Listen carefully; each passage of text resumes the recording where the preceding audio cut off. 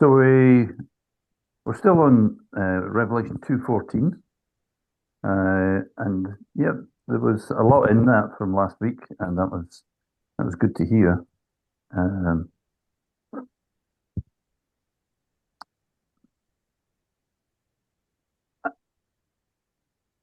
I think the last line, again, we see the problem of peaceful coexistence with the world. And that was discussed a bit last week. Is there any further thoughts on that? Is it necessary that we have a peaceful coexistence, or desirable that we have a peaceful coexistence, or is it something we should work at to have a peaceful coexistence, or should we not bother at all? Any thoughts there? It I think depends. sorry, Good, can you carry on? good. Expand, Kim. That's a good answer. Expand.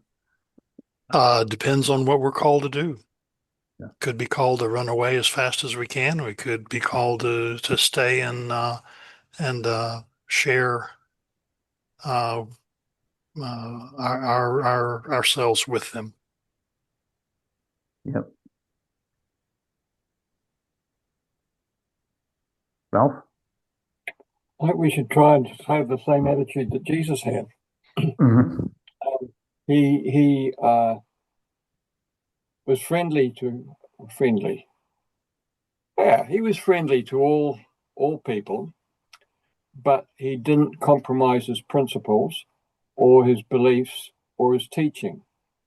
Yeah. And when it rubbed people up the wrong way, he was became hard in a sense, loving but hard, like Yeah. with the Pharisees. I think, and even the Sadducees were even harder to love than the Pharisees.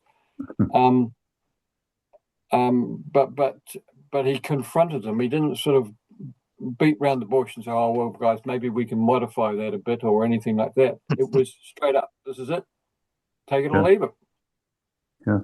If you don't like it, and if you don't like me because of it, well, that's not a problem to me. Yeah. I'll still proclaim it. Yeah. Yeah, the Sadducees, that's a good point. And they were, I think the example that was given at that time was a woman who married seven consecutive brothers who all died. It's a silly thing to example. It's not, it's just made up, of course. And when they went to heaven, whose husband would the wife be, or whose wife would the brothers be? And Jesus said, "No, it's not like that. They're going to be like the angels. You're entirely wrong." He didn't mess around. He just said you're wrong. And I think that's something that we can. He was gentle with them, but more or less just turned on them and said, "Look, you know, that's not going to happen."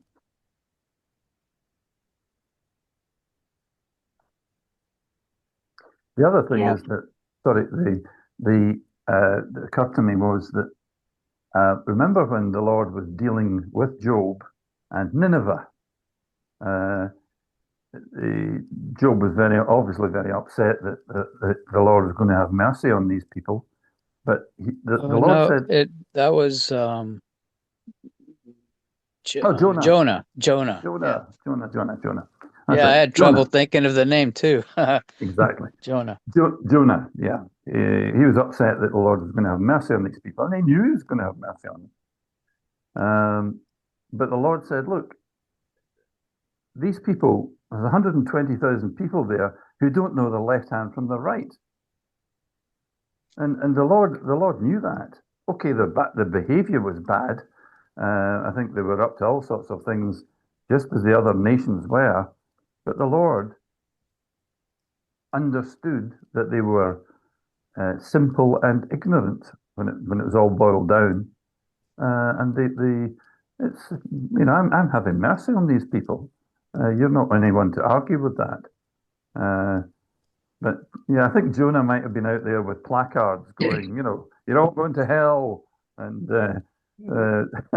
but the Lord still used them, as Mickey said that some people did respond to people who shout and use loudspeakers and say terrible things about people. So yeah, the Lord used Jonah to rescue these poor souls. That's all the Lord had in mind. It's interesting that God can use our stupidity for his glory. Yeah.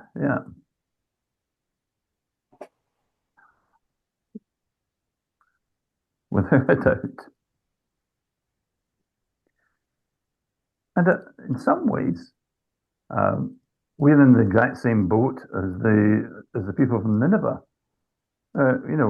We think we know a lot. I'm sure the Ninevites thought they knew a lot, and they were a cultured people. They had they were in one of the most ancient cities known in the Bible, and so they were a cultured people, and yet the Lord viewed them as not having any sense at all. So we might not be too far away from the Ninevites. So let's not get too cocky.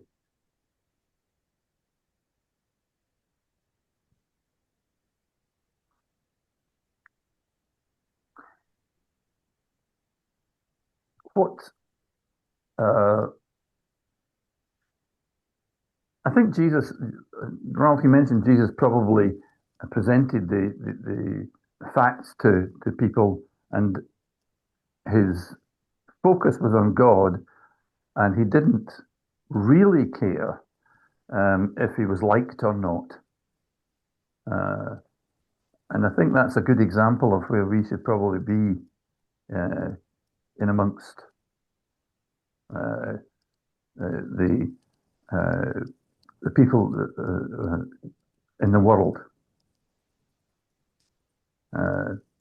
It's nice to be liked, but if they don't like us, then our focus is on God.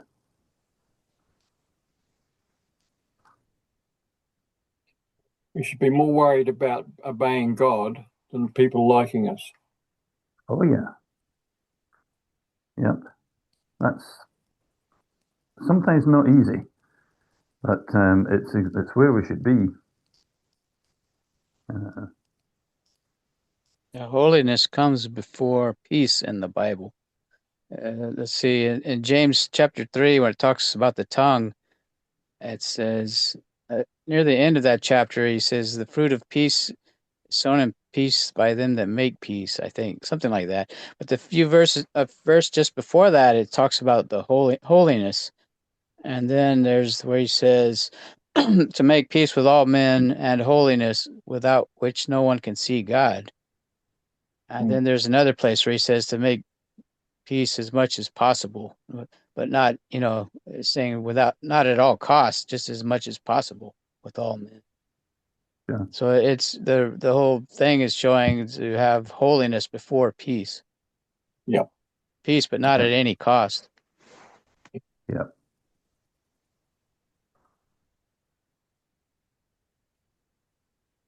And of course, we can be at peace when the world is falling apart round about us. Because the Lord can be with us in that, and is with us in it. And our peace need not be disturbed by circumstances, good or bad.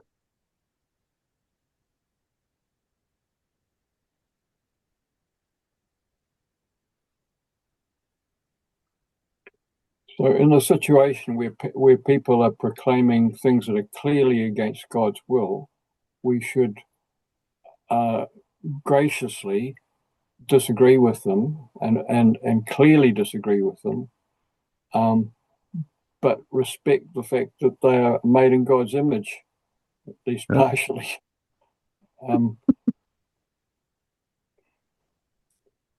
Yeah.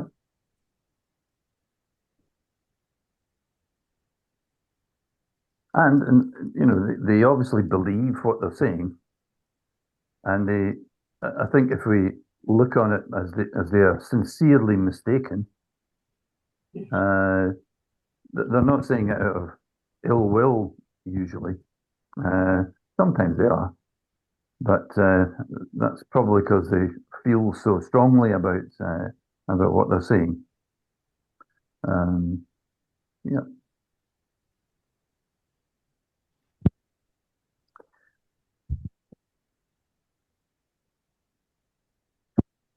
Is it?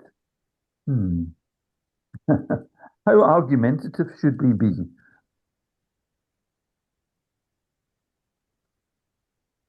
Tells us not to. Where does it say not to argue? Is that 2 Timothy?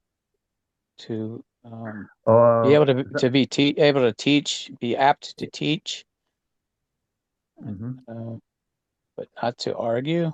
Isn't that where it says that? Yeah. What is the meaning there then of not to argue? I would imagine it is not to argue just because it's an argument. I know what you mean. There's people like that. They just want to argue no matter what. Yeah, they'll argue about anything. Yeah. It's a form of entertainment for some people. One of my not near relatives, but he was notorious for he'd argue about anything at all, and he would often take the opposite view just to create an argument. And I found it a bit sad, really. I didn't. I recognized fairly quickly that there's no point in arguing with this person because they had no qualms about becoming more and more ridiculous in their arguments just to see if they could win. I tended to pull back from that and just say, that's fine, I don't agree with you. That's enough.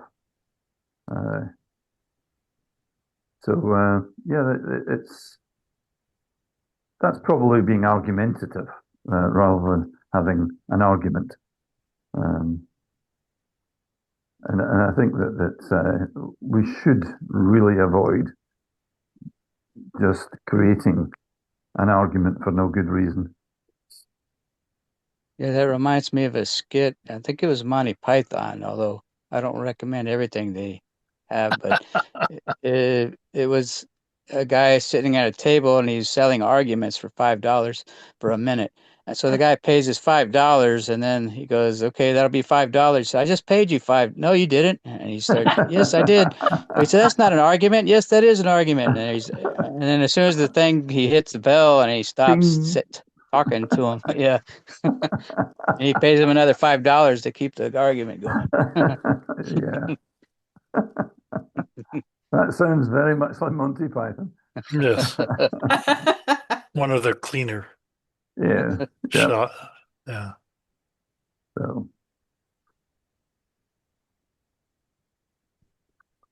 So I think some Christians often try to maneuver the conversation round to matters of faith. And what do we feel about that sort of approach? Say it again, Alan, please. Sorry, kind of following on from argument. Okay, some Christians maneuver the conversation round to religious things or Christian things to introduce it into conversation with a view to not arguing, but certainly with a view to letting the people know about their beliefs. Are you referring to communication with a non-believer? Yeah, mainly. Okay. I just wonder. Lots of conversations, things will come up. You can interject. This is what the Lord says about that. Yeah. Things, all kinds of things can come up in just casual. You're talking about a casual conversation, right? Yep. Yep. Right.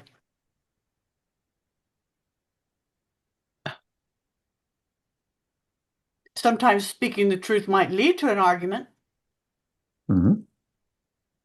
but you know,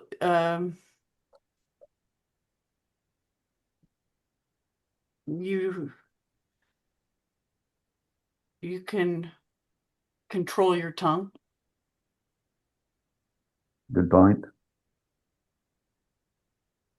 I think there's the good sort of argument, if you like to call it an argument, is when we magnify who Jesus Christ is and what he's done. Yep. We can get trapped into our favorite pet beliefs about the rapture and what's going to happen in heaven, what happens to babies when they die, and all sorts of things like this, which are really, in a real sense, in most situations, very much a peripheral issue and can cause more heat than light. Yeah. But centering on who Jesus Christ is and what he's done, I think, is something that is often worth introducing, albeit obliquely, in discussions with people, and just see how they respond. If they don't take the bait, if you like to call it that way, just pass on to something else. Yeah. Even because you might, even in interjecting that, like you say, Rob, into your casual conversation, there's people that have never heard. And now they've never heard the truth of the Lord and Jesus, and they may or may not find it offensive, but now they have heard. Yeah.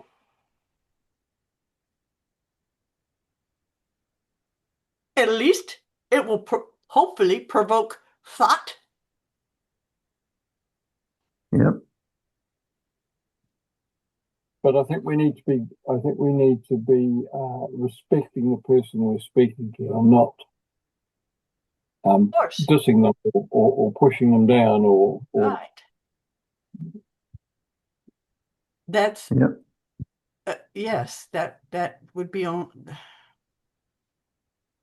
I could only see as the only appropriate way. Yeah.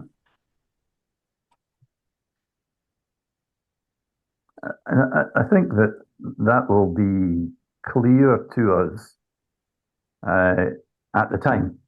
Yes. Rather than, as I say, and I probably was a bit like this myself in my earlier years, just after I became a Christian, was looking for opportunities to interject some sort of biblical theme into a conversation. Because I wanted them to know about God, so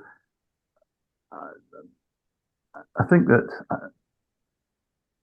I was probably just immature, and that's all I would say at that point. And many times when you're amongst your common friends and all, I've found that they quit asking your opinion if they know what your opinion is already. Well, that's very interesting, Linda. I had a similar experience not so long ago, just about the turn of the year, where we were in a group and chatting away, and somebody mentioned that somebody was a Christian. And this woman to my left, I didn't know, it wasn't India in the room, but she basically, stiffened her back and said, "I don't do God." Just didn't want anything to do with that stuff. I just don't do God. And I thought, okay, if you don't, then I don't think there's a place for taking up the subject. So but there may be another opportunity when she's perhaps a bit softer. Didn't sound like a constructive moment. I thought not. It wouldn't have bothered me too much if she'd gone on and expounded why she didn't believe in God or wanted nothing to do with God. It was more that struck me. I think it wasn't her lack of belief; it was her avoidance completely of and wanted nothing to do with God as she saw him. So I suppose you could have interjected, but probably not in that situation. That's an interesting statement. Why do you believe it? Why do you think that? yeah, But probably not in that situation. Yeah, that's a good way. That's a good way in, Ralph, is asking a question rather than sort of stating what I believe. Just ask her to expand. Yeah. So. I recall maybe if you ever come across her again, that might be, you made a very interesting statement that you don't do God. Tell me why you think that. Yeah. That's a thought. But you'd have to let the Holy Spirit show you. Relaxed. Yeah. Yeah, you'd have to let the Holy Spirit Yes. tell you, because and when it says not to cast your pearls before swine or give that which is holy to the dogs, Pastor Chuck Smith would say that's up to each situation. You'd have to know by the Holy Spirit. Yeah. In some cases you would press the matter. In other cases, like you're saying there, you better to just wait on the Lord and not let him open the door if there's going to be one. Yeah. Okay. So peaceful coexistence with the world is good. Enmity in the world is also good. So they can happen consecutively or they can happen at the same time. But the Lord is in control.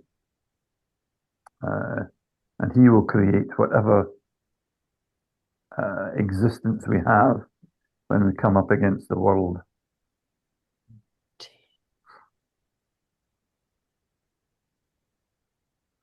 Anything else about Revelation 2:14 before we move on? When you said enmity in the world, how are you using that?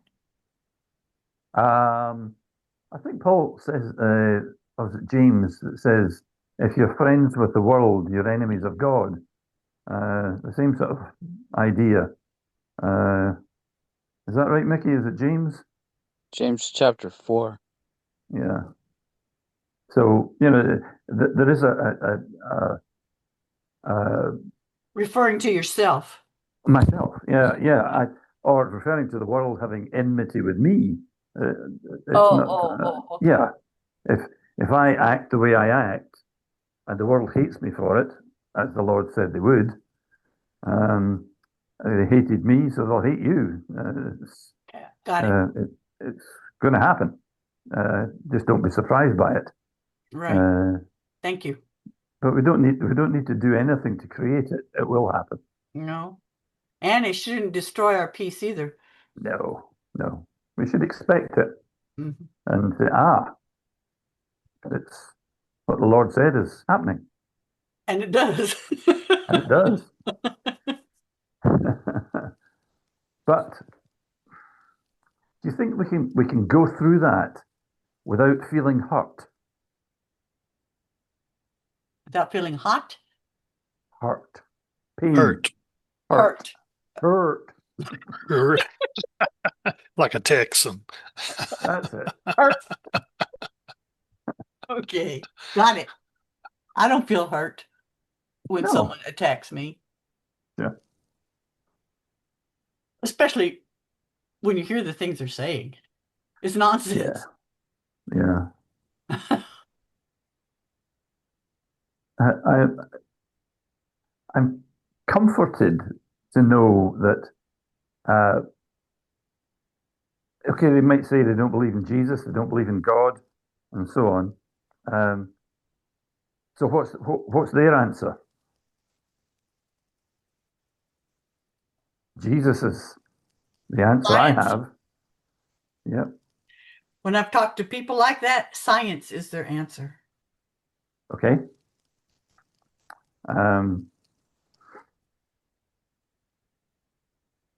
Yeah. That's the word they say. Yep. Okay. Explain to me how gravity works.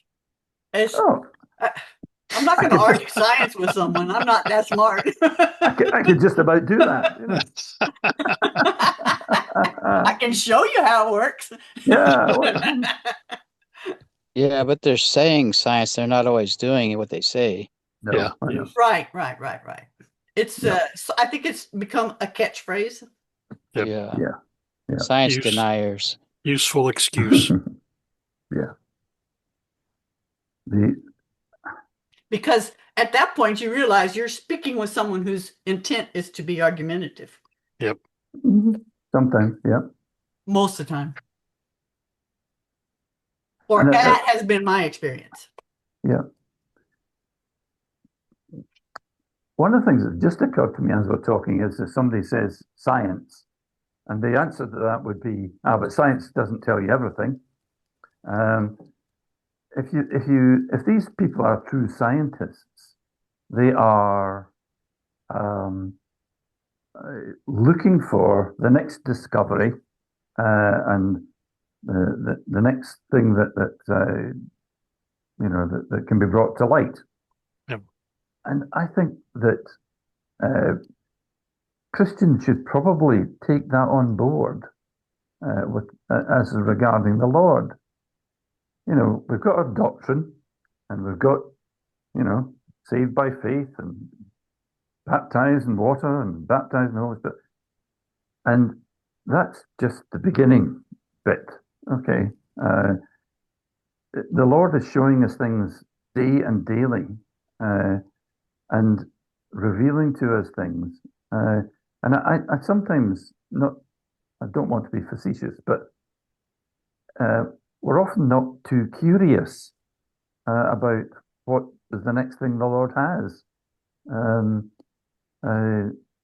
We sit back on our laurels of the pillars of our faith, but we don't move forward in the Lord going, okay, Lord, what have you got for me today?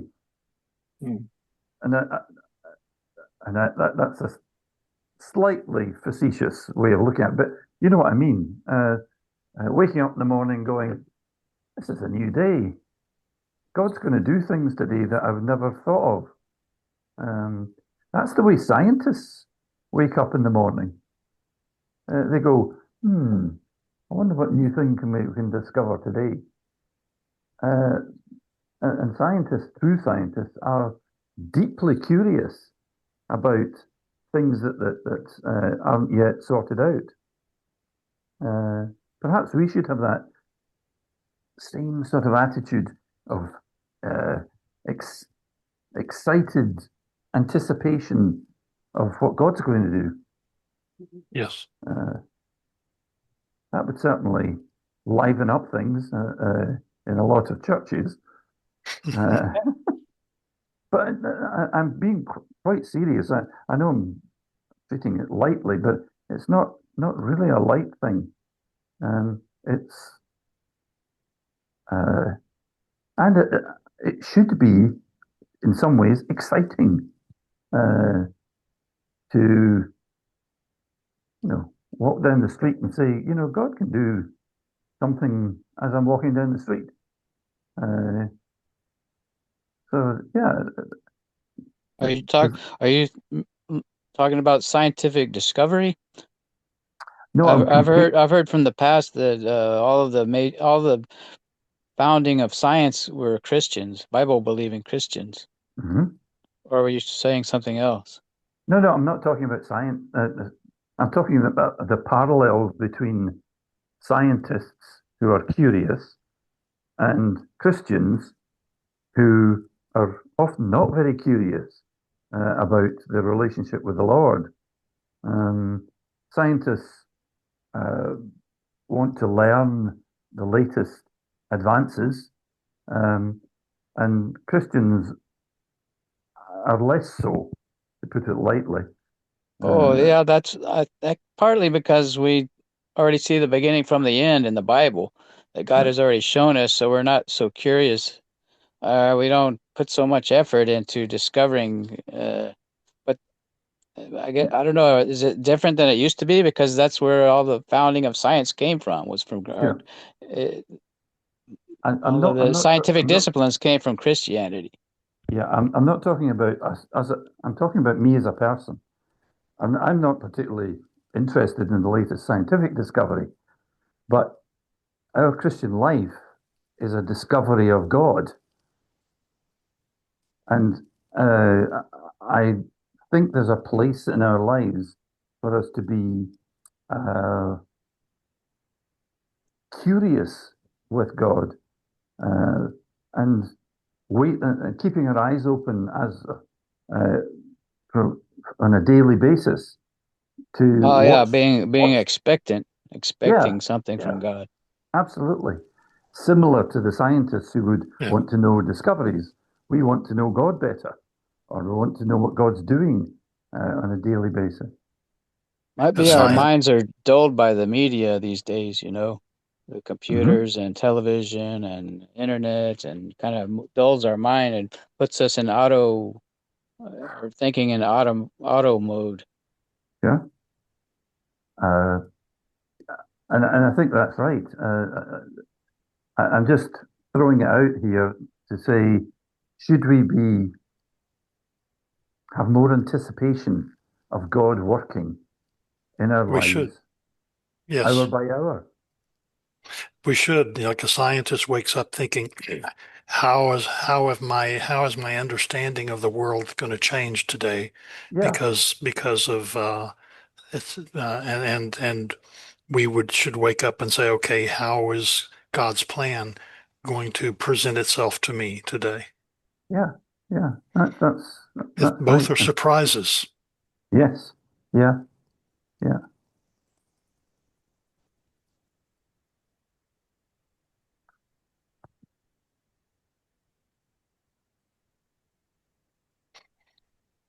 and both And it, should be and eagerly anticipating what we're going to find out. yeah. I, I, I think we've got something there, and it's just worthwhile exploring. Um, because some of the things the Lord might do with us and in us might be to say, look, there's an area of your life that needs some attention. It's not good and it needs to be improved. Now, if He says that to us, He shows us the way to do it.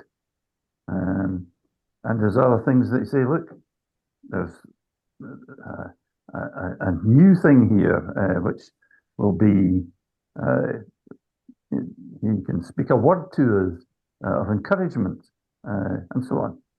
Uh, Yeah. and our lives would be, I don't know if I can use that, our lives would be alive rather than just a drudge passing the Yep. time of day.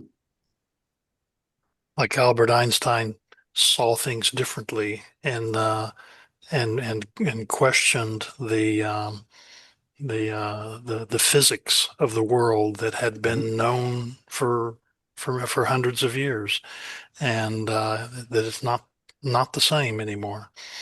Yeah, Um, yeah, so we may have been told something about the Bible, and we may find out um, that we hear different things, or we are told different things specifically about our life.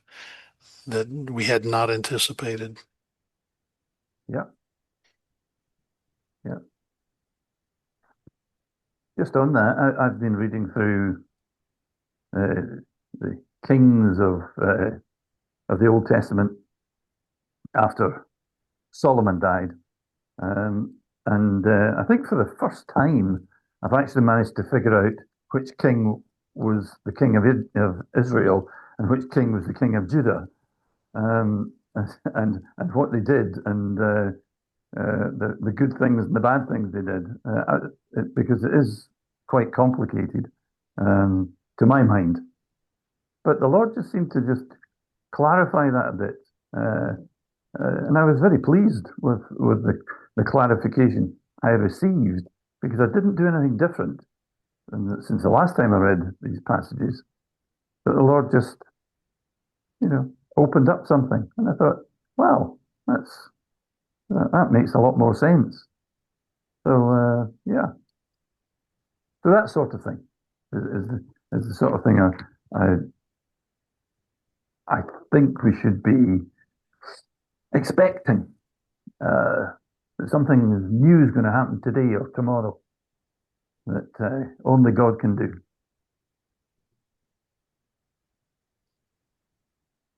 Some I think we can scientists. become What's that, complacent Ralph? as Christians. Sorry, Ralph, start Sorry, again. Mickey. Go, Ralph. Carry on, Mickey. Okay, Mickey.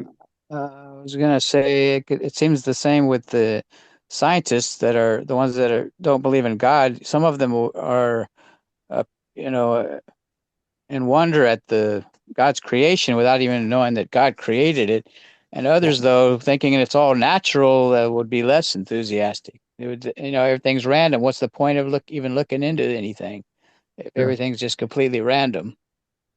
So it seems to me there's a mixture there also of. Yeah, I think you're right, Mickey. They're more appreciative of the natural world than we are, because we know what this is all passing away. Some of them, but others of them, because they believe everything is just nature and there's no inspiration, because inspiration has to do with spirit, and they don't believe in spirit. Sure.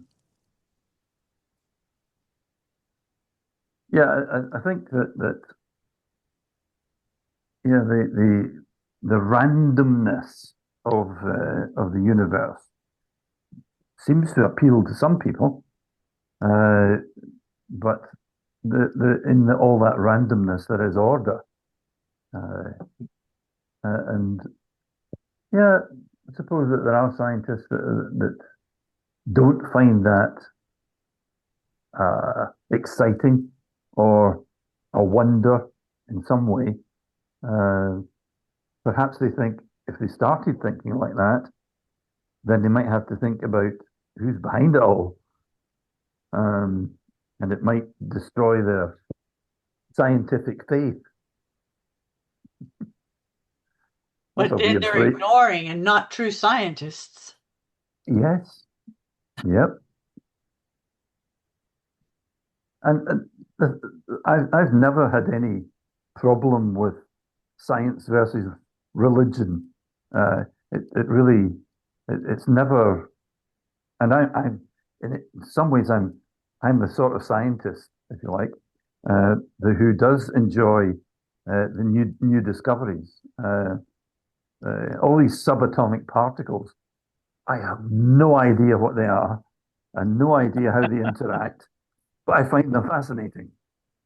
And it's great. I love it. And I go, oh, wow, but I hope that most scientists would also find that it is a wonder as well. But maybe they don't. And they don't know what holds everything together. They call it a strong force, but they don't know what it is. Yep. And we know the Bible says it's all held together by Jesus. Mm-hmm.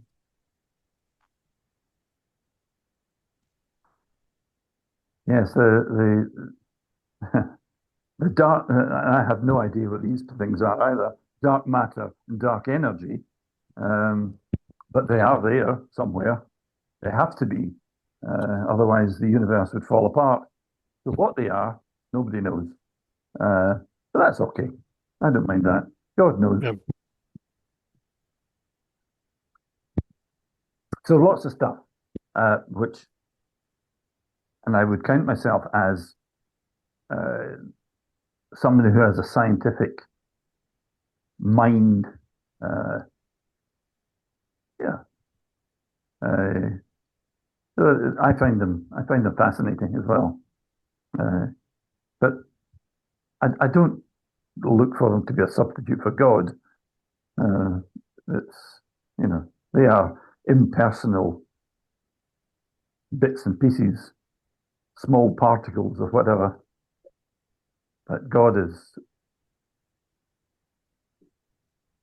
holds that in his hand. So I'm happy with that. It's just when you see the scientific information that you're talking about with all these things that we don't understand, it's so cool to picture in your mind how God put all this together. Yeah. Yeah. Yep.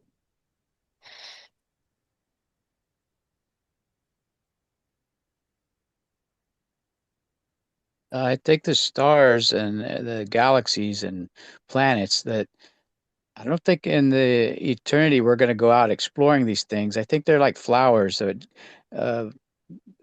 just something God made for us to wonder at and look at and enjoy. Because the flowers, the insects, they don't see the colors; they see ultraviolet light. So there's no reason for them to have evolved the way they are by way of the insects pollinating and then that kind of microevolution. So there's no real explanation for that, why they look the way they do, other than God made them for us to enjoy. Yeah. The insects? Yeah. We need Some Linda. of them, maybe. we need insects, don't you? Some Everything's got some people enjoy insects. Yeah. insects have got their place. If we didn't have insects, we wouldn't have pollinators and we wouldn't have much food. Right. So we need them, and God knows we need them. So Yeah, but there's some insects that I think we could do without and be just fine. I think you should let God know. No, I'm not going to tread on his territory. I'll just wait for him to explain it to me. Why not? Yeah. We let him know Yeah. one at a time every time we dispatch one of them. Yeah.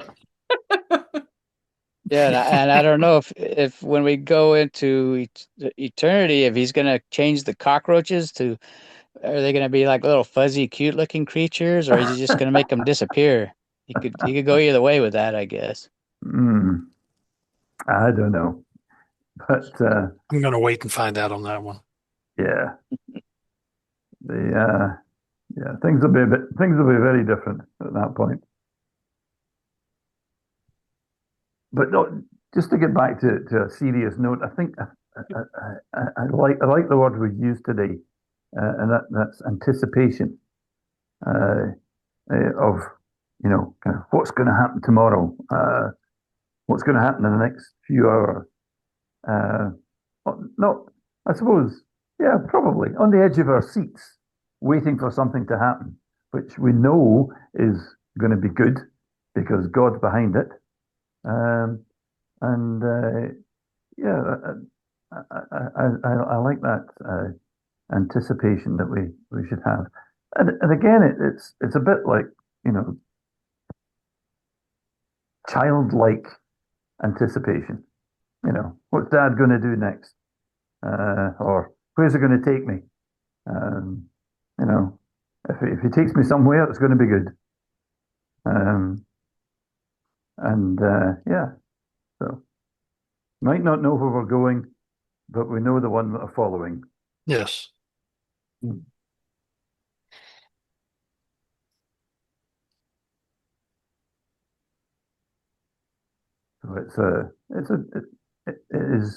it's joyful. Sometimes hard. God's there too, but yeah, joyful.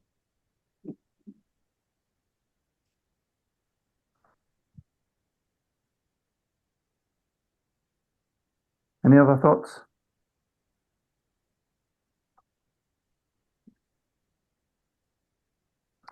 Okay, it's a few minutes left.